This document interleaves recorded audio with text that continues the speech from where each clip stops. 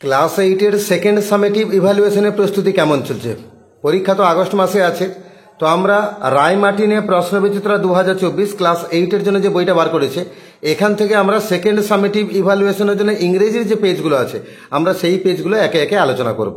আজকে আমরা আলোচনা করব model question paper 2 Barasat PCS government high school. এটা রয়েছে পেজ নাম্বার 69।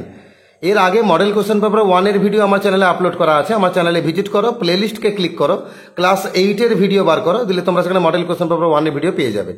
তো আমরা মডেল কোশ্চেন পেপার 2 থেকে আলোচনা শুরু করবো। একের দাগে একটা সিন প্যাসেজ দিয়েছে, it was Christmas time, a time of festivity.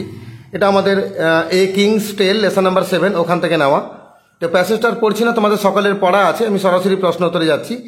এ দাগে দুখানা কোশ্চেন দিয়েছে, দুটো প্রশ্নের উত্তর দিতে হবে। What was the condition of the British people on Christmas time? খ্রিস্টমাসের সময় ব্রিটেনের লোকেদের অবস্থা কী ছিল? এখানে বলা আছে it was Christmas time, a time of festivity. এটা ছিল বড়দিনের সময়, একটা উৎসবের সময়। But all around Britain people were hungry, cold and frightened. কিন্তু গোটা ব্রিটেন জুড়ে লোকেরা ক্ষুধার্ত ছিল, ঠান্ডায় কাতর ছিল এবং ভীত ছিল। তার মানে ইট ওয়াজ ক্রিসমাস টাইম থেকে শুরু করে ফ্রাইটেন্ড অব্দি লিখে দিতে হবে। ইট ওয়াজ ক্রিসমাস থেকে শুরু করে ফ্রাইটেন্ড অব্দি এই লাইনটা লিখে দিলে কিন্তু আমাদের একের দাগের উত্তর হয়ে যাবে। জায়গা কম ছিল তাই আমি একটু ডট ডট মেরেছি, তোমরা এরকমভাবে লিখবে না, পুরো লাইনটা তুলে তোমরা পরীক্ষা খাতায় উত্তরটা লিখবে। দুইয়ের দাগে কোশ্চেন হচ্ছে why were the barons angry and disappointed? Baron মানে অভিজাত, সেই অভিজাতরা রেগে গেছিল কেন এবং তারা হতাশ হয়েছিল কেন? It was Arthur at the age of 18 who succeeded in lifting the sword for the first time. The barons were angry and disappointed.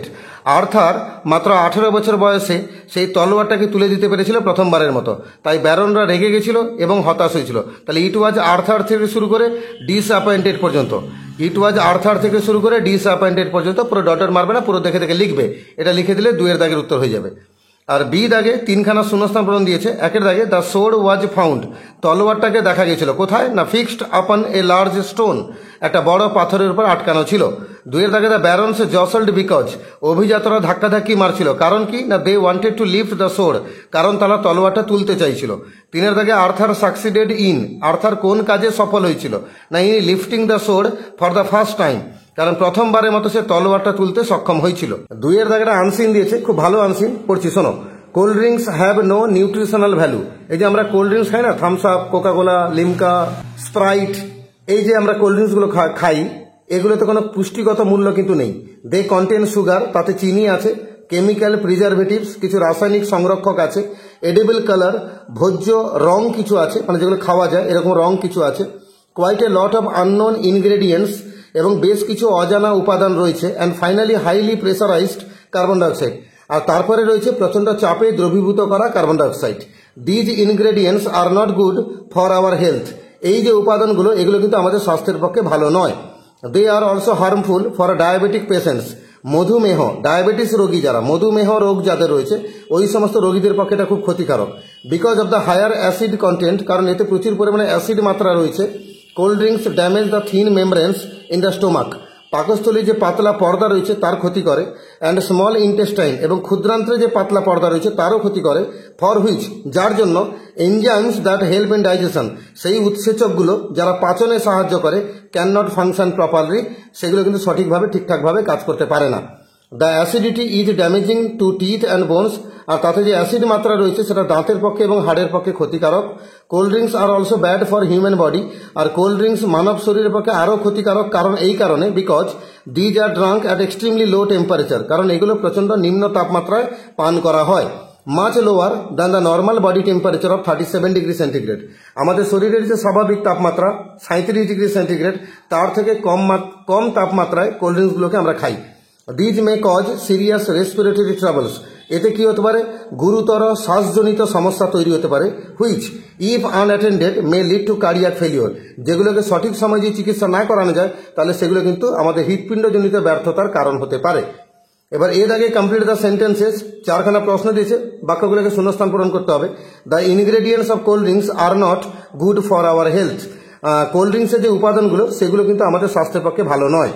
দুইয়ের দাগে cold drinks have no nutritional value because, cold ড্রিঙ্কসের কোনো পুষ্টিগত মূল্য নেই, কারণ দে contain sugar, এখান থেকে তুলতে হবে, they contain sugar, chemical preservatives, edible colour, and quite a lot of unknown ingredients, and finally highly pressurised carbon dioxide.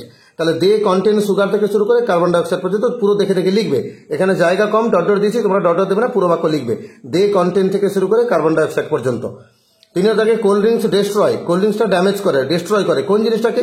দা এখানে বলা আছে the thin membranes in the stomach and the small intestine for which enzymes that help in digestion can not function properly. তার মানে the thin মেমব্রেন্স থেকে শুরু করে properly পর্যন্ত দেখে দেখে তুলবে 3 নম্বর শূন্যস্থানের জন্য। আর 4 দাগে সাম এনজাইমস হেল্প আস, কিছু উৎসেচক আমাদেরকে সাহায্য করে কি কাজে? না ইন ডাইজেশন, পাচন কাজে, মানে খাবারটাকে পরিপাক করার কাজে সাহায্য করে। আর বি দাগে ট্রু ফলস আছে 3খানা। 1 দাগে the ingredients of cold drinks are always good for our health, cold ড্রিঙ্কসের যে উপাদানগুলো সেগুলো সর্বদাই ভালো আমাদের স্বাস্থ্যের পক্ষে, কথাটা ভুল, ফলস, এফ লিখলাম। 2 দাগে cold drinks are beneficial for teeth and bones, cold drinks হচ্ছে উপকারী আমাদের দাঁত এবং হাড়ের পক্ষে, এটাও ভুল, এফ লিখলাম। Diabetic patients should take cold drinks regularly, diabetes রোগীদের নিয়মিত কোল্ড ড্রিঙ্কস খাওয়া উচিত, এটাও ভুল, এফ লিখলাম। আর সি দাগে 3খানা শব্দ খুঁজতে বলেছে। Find out the words from the unseen passage which mean the following, সমার্থক শব্দ আনসিন থেকে খুঁজতে হবে। ফিট ফর ইটিং মানে খাওয়ার যোগ্য, তাকে আমরা ভোজ্য বলি, এডিবল বলি, এসব জায়গায় শব্দটা আছে। আর রিলেটেড টু হার্ট, হৃৎপিণ্ড সংক্রান্ত, তাকে আমরা কার্ডিয়াক বলি, একদম লাস্ট লাইনে আছে কার্ডিয়াক, এখানে শব্দটা রয়েছে। আর 3 থেকে substances use to preserve food, খাবারকে সংরক্ষণ করার জন্য যে সমস্ত পদার্থ ব্যবহার করা হয় তাকে আমরা সংরক্ষক বলি, প্রিজারভেটিভস, এটা প্রথম লাইনে আছে প্রিজারভেটিভস। এবার আমরা গ্রামার পোর্শনে যাব। Underline the clauses in the following sentences and state what kind of clauses they are. নিচে 3খানা বাক্য দেওয়া আছে, 3খানা বাক্যে 3খানা ক্লজ আছে, আন্ডারলাইন করতে হবে এবং কি ক্লজ বলতে হবে। He was a man whom everyone admire, সে একজন মানুষ ছিল যাকে প্রত্যেকে প্রশংসা করতো। তাহলে হুম এভরিওয়ান অ্যাডমায়ার এটা হচ্ছে ক্লজ। কি ক্লজ? না রিলেটিভ ক্লজ বা অ্যাডজেক্টিভ ক্লজও লিখতে পারো। আর 2 দাগে the artist hoped that he would win an award, artist আশা করেছিল যে সে একটা পুরস্কার জিতবে। তাহলে that he would win an award এটা ক্লজ, আন্ডারলাইন করা আছে, এটা হচ্ছে নাউন ক্লজ।